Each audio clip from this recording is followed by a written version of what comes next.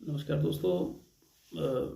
आज मैं ये वीडियो बना रहा हूँ ट्रांसफार्मर पे। और ट्रांसफार्मर क्या होता है, व्हाट इज ट्रांसफार्मर। ट्रांसफार्मर क्या होता है, इसकी इक्वेशन क्या होती है। Transformer is static and electrical device. Transformer क्या है, तो स्टैटिक है और इलेक्ट्रिकल डिवाइस। ट्रांसफार्मर एक स्थिर डिवाइस है और विद्युत से चलने वाला डिवाइस है which can transfer the electrical power one circuit to another circuit without change any frequency. It's called एक्सटेमर, अदरवाइज ट्रांसफार्मर।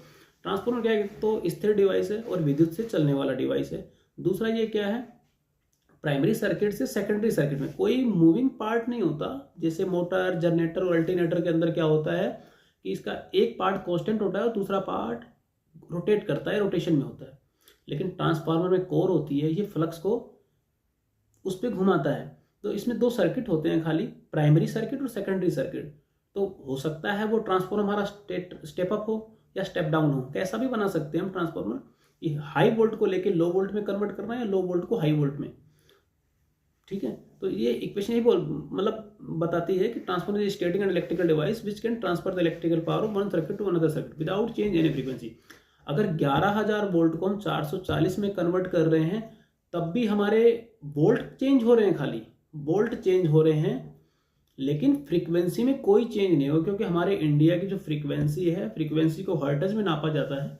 तो फ्रीक्वेंसी हमारी 48 टू 52 हर्ट्ज इंडिया में चलती है। तो जो 11,000 वोल्ट के अंदर फ्रीक्वेंसी क्या है कि इलेक्ट्रॉन की गति है। कंडक्टर के अंदर कितनी बार झिकझिक गति कर, जब साइनोसॉइडल के हम चेक करते हैं तो 0 डिग्री अक्षांश से उठकर दोबारा 360 डिग्री वो इलेक्ट्रॉन कितनी देर में रोटेट कर रहा है, वो 48 टू 52 हर्ट्ज के बीच में करेगा। उसको बोला जाता है फ्रीक्वेंसी। तो इलेक्ट्रॉन की जो गति है उसी को ही फ्रीक्वेंसी बोला जाता है, आवर्ती बोलते हैं हिंदी में उसको। उसका जो मापक यंत्र है उसको हर्ट्ज में बोला जाता है, उसकी जो इकाई है वो हर्ट्ज है। तो हमारे इंडिया में 48 टू 52 हर्ट्ज इसकी जो फ्रीक्वेंसी चलती है, इलेक्ट्रॉन की गति है जो 48 टू 52 हर्ट्ज है। अच्छा, ट्रांसफार्मर क्या होता है, कभी भी डीसी पे वर्क नहीं करता है। डीसी का क्या होता है, डायरेक्ट करंट। एसी होता है अल्टरनेटिव करंट।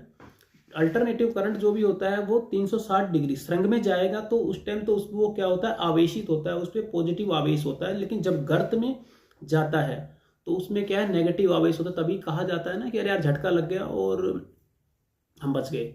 वो बचने का रीजन यही होता है कि जब वो संग में होता है या शीर्ष में होता है तब वो क्या करता है कि वो आवेशित होता है, वो हमें जकड़ लेता है। लेकिन जब वो गर्त में या पाद में जाता है तो उस टाइम उसमें नेगेटिव आवेश होता है, जिसकी वजह से वो हमें छोड़ देता है।